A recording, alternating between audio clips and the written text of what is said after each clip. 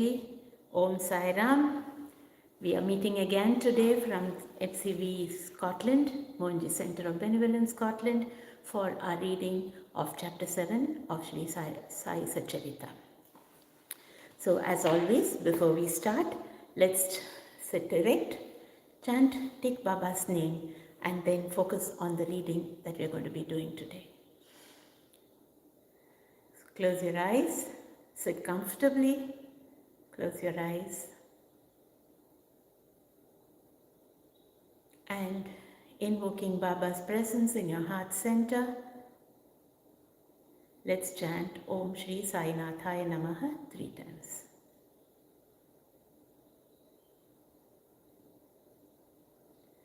Om Shri Sai Nathaya Namaha. Om Shri Sai Nathaya Namaha. Om Shri Sai Nathaya Namaha.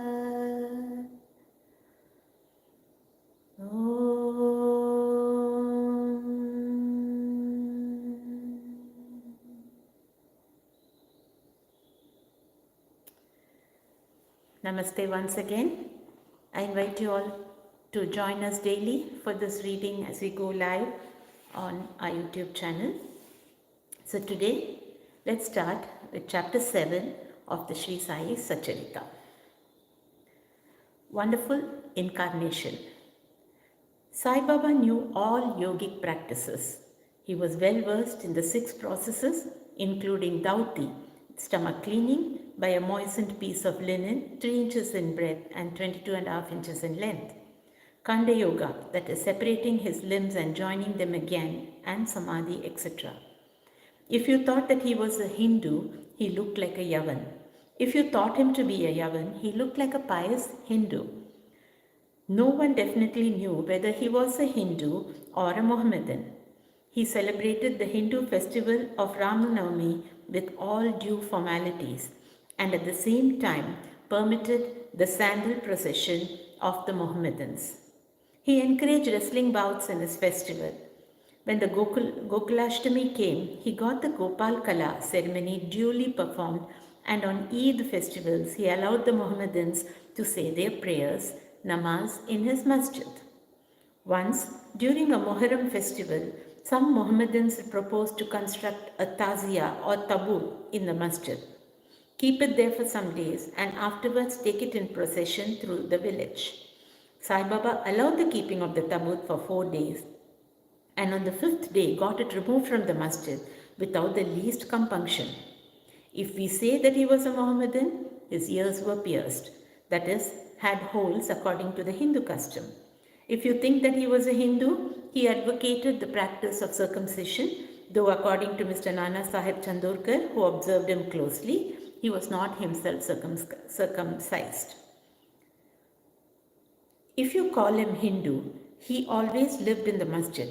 If Mohammedan, he had always the Duni sacred fire there, and the following things which are contrary to Mohammedan religion, that is, grinding on the hand mill, blowing of the conch and bells, oblation in the fire, bhajan, giving of food, and worship of Baba's feet by means of arghya, water, were allowed there. If you think that he was a Mohammedan, the best of Brahmins and Agnihotris, leaving aside their orthodox ways, fell prostrate at his feet. Those who went to make inquiries about his caste were dumbfounded and were captured by his darshan. So none could definitely decide whether Sai Baba was a Hindu or a Mohammedan. This is no wonder, for he who completely surrenders himself to the Lord by getting rid of his egoism and body consciousness thus becomes one with him and has nothing to do with any questions of caste or nationality. Baba saw no difference between any 2 castes and even between beings. He took meat and fish with fakirs but did not grumble when dogs touched the dishes with their mouths. Such a unique and wonderful incarnation was Sai Baba. On account of the merits in my past birth, I had the good fortune to sit at his feet and enjoy his blessed company. The joy and delight I derived therefrom was incomparable. In fact, Sai Baba was pure Anand and consciousness. I cannot sufficiently describe him, his greatness and uniqueness. He who took delight at his feet was established in his own self. Many sannyasis, sadhaks, and all sorts of men aspiring for salvation came to Sai Baba. He always walked, talked, and laughed with them, and always uttered, Allah Malik, God is the sole owner. He never liked discussion or disputation. He was always calm and controlled, though irritable at times. Always preached Vedanta, and nobody knew till the last who was Baba. Princes and poor people were treated alike by him. He knew the inmost secrets of all, and when he gave expression to them, all were surprised. He was the repository of all knowledge, still he feigned ignorance. He also disliked honor. Such were the characteristics of Sai Baba. Though he had a human body, his deeds testified to his godhood. All people considered him as the God in Shirdi. Behavior of Sai Baba. Ignorant that I am, I cannot describe Baba's miracles. He got almost all the temples in Shirdi repaired. Through Tatya Patil, the temples of Shani, Ganpati, Shankar Parvati, village deity, and Maruti were put in order. His charity was also remarkable. The money he used to collect as dakshina was freely distributed, rupees 20 to some, rupees 15 or 50 to others every day. The recipients thought this was pure charity money, and Baba wished that it should be usefully employed. People benefited immensely by having Baba's darshan. Some became hale and hearty. Wicked people were turned into good ones. Leprosy was cured in some cases. Many got their desires fulfilled without any medicine being put in the eyes. Some blind men got back their sight, and some lame ones got their limbs. Nobody could see the end of his extraordinary greatness. His fame spread far and wide, and pilgrims from all sides flocked to Shirdi. Baba had his asan near the Duni and always rested there. He sat there in meditation, sometimes without a bath. He used to tie a small white turban on his head and wear a clean dhotar round his waist and a shirt on his body. This was his attire in the beginning. He first practiced medicine in the village.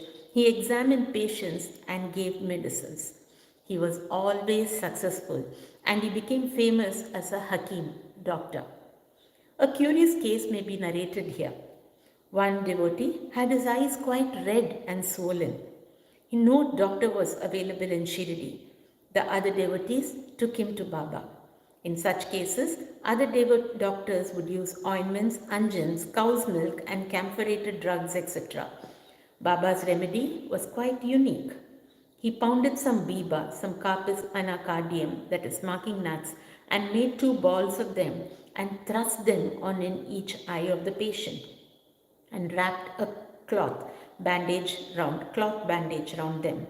Next day, the bandage was removed and water was poured over them. The inflammation subsided and the pupils became white and clear. Though the eyes are very delicate, the biba caused no hurt but removed the disease of the eyes. Many such cases were cured. This is only one instance in this regard.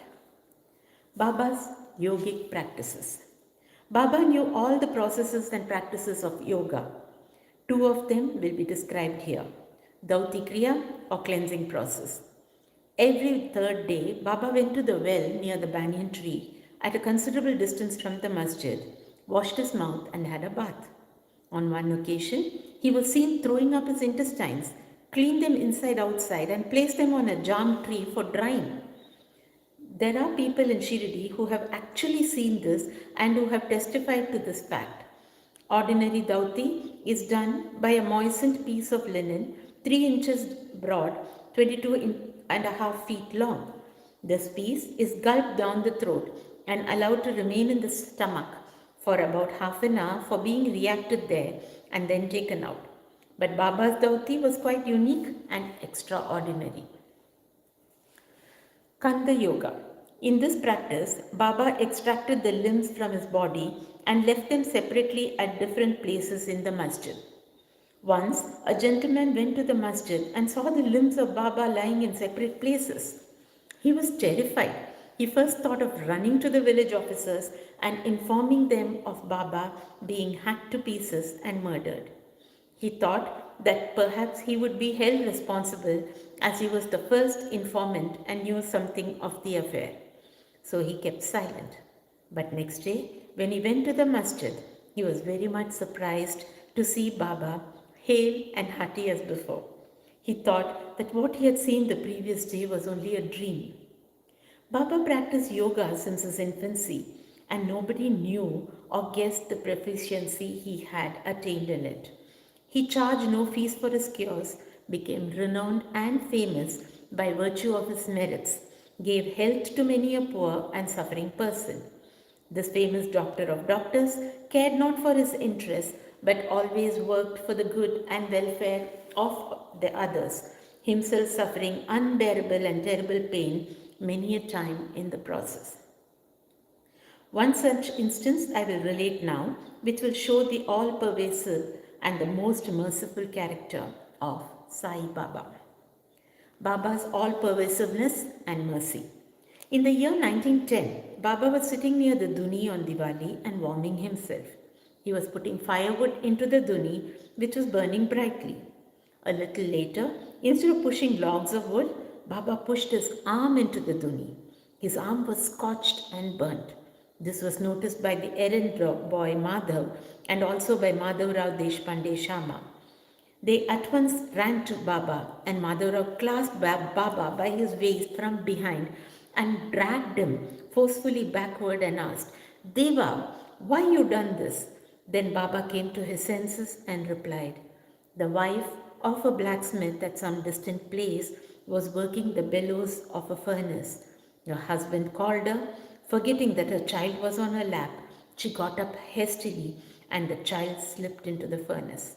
I immediately thrust my hand into the furnace and saved the child. I do not mind my arm being burnt, but I am glad that the life of the child is saved." Leper devotee service.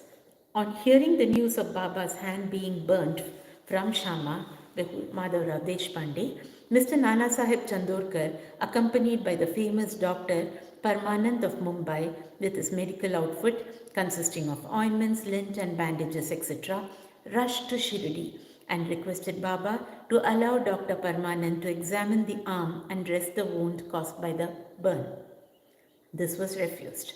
Ever since the burnt arm was then dressed by Bagoji Shinde, a leper devotee. His treatment consisted in massaging the burnt part with ghee and then placing a leaf over it and bandaging it tightly. Mr. Nana Sahib Chandorkar solicited Baba many a time to unfasten the bandages, get the wound examined, dressed and treated by Dr. Parmanand with the object that it may heal fast. Dr. Parmanand himself made similar requests, but Baba postponed it by saying that Allah was his doctor and did not allow his arm to be examined.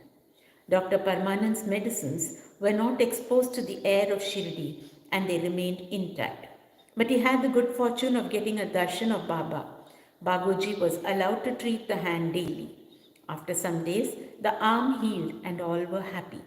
Still, we do not know whether any trace of pain was left or not. Every morning, Bagoji went through this program of untying the bandages, massaging the arm with ghee and tightly bandaging it again. This went on till by Sai Baba's Samadhi. Sai Baba, a perfect Siddha as he was, did not really want this treatment, but out of love for his devotee, he allowed the Upasana service of Bagoji to go on uninterrupted all along. When Baba started for Lendi, Bagoji held an umbrella over him and accompanied him. Every morning, when Baba sat near the post close to the Duni, Baguji was present and started his service. Baguji was a sinner in his past birth. He was suffering from leprosy. His fingers had shrunk, his body was full of pus and smelling badly. Though outwardly he seemed so fortunate, he was really very lucky and happy, for he was the premier servant of Baba and got the benefit of his company. Master Kaparday's plague case. I shall now relate another instance of Baba's wonderful Leela. Mrs. Kaparday, the wife of Mr. Dada Sahib Kaparday of Amravati, was staying at Shirdi with a young son for some days. One day, the son got high fever, which further developed into bubonic plague. The mother was frightened and felt most uneasy. She thought of leaving the place.